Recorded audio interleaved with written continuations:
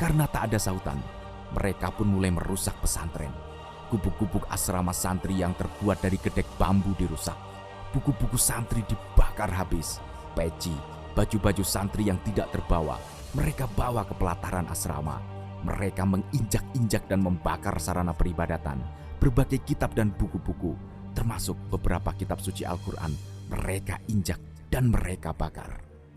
Assalamualaikum warahmatullahi wabarakatuh. Pada kesempatan kali ini kita akan bareng-bareng melihat proses pengambilan suara dari narasi kekejaman PKI terhadap para kiai dan para santri. Utamanya di sini saya akan membacakan cerita tentang kekejaman PKI terhadap Pondok Modern Darussalam Gontor. Di sini sudah ada narasinya, saya sudah sempat baca untuk bisa mendapatkan feel-nya. Jadi ketika membaca sudah langsung bisa merasakan ya, supaya pendengar bisa atau mampu merasakan atau masuk ke dalam cerita tersebut. Bagaimana prosesnya? Kita simak bareng-bareng.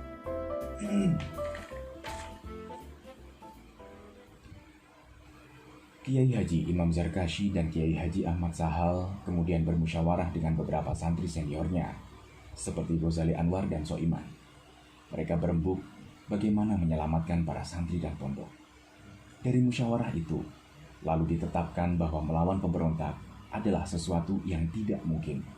Satu-satunya jalan yang bisa ditempuh adalah menyelamatkan diri dengan cara mengungsi. Lalu direncanakan pengungsian ke Trenggalek melalui jalur utara, melalui Gunung Bayangkaki. Namun, belum sempat pengungsian dilakukan, seorang utusan pemberontak PKI telah datang ke Gontor menyampaikan sepucuk surat. Isinya perintah agar segenap penghuni pondok menyerah dan tidak meninggalkan pondok. Jika perintah ini tidak ditaati, berarti akan terjadi bencana yang tidak terhindarkan bagi segenap keluarga dan pemuda pondok. Demikian surat itu mengancam. Mulanya Kiai Haji Imam Zarkashi dan Kiai Haji Ahmad Sahal sempat mempertimbangkan isi surat tersebut sampai sekitar pukul 1 atau waktu.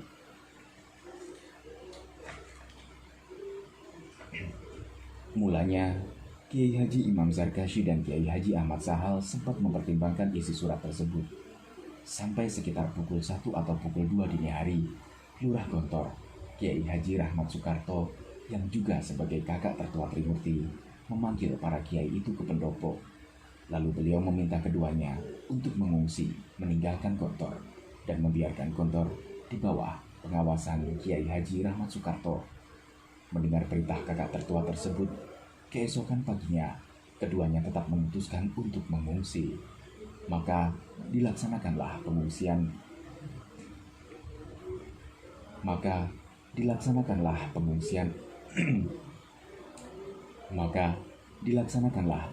ke Trenggalek secara diam-diam.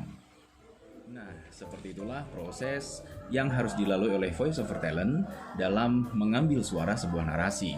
Jadi yang pertama kali adalah seperti yang sudah kita lihat barusan, harus membaca skrip ini terlebih dahulu. Jadi semacam GR, membaca sebelum kita tag ke mic ya. Untuk apa? Untuk bisa mendapatkan feel-nya, supaya kita bisa apa ya, mood-nya kita bisa dapetin. Terus kemudian nanti ketika itu sudah jadi, maka pendengar bisa masuk ke dalam cerita tersebut, karena kita membacanya dengan perasaan tentunya. Lain kali nanti kita akan insya Allah membahas banyak hal tentang proses dan bagaimana cara untuk mengambil suara supaya baik, tips, trik, dan lain sebagainya di lain kesempatan. Untuk sementara ini aja dulu. Terima kasih dan Assalamualaikum warahmatullahi wabarakatuh.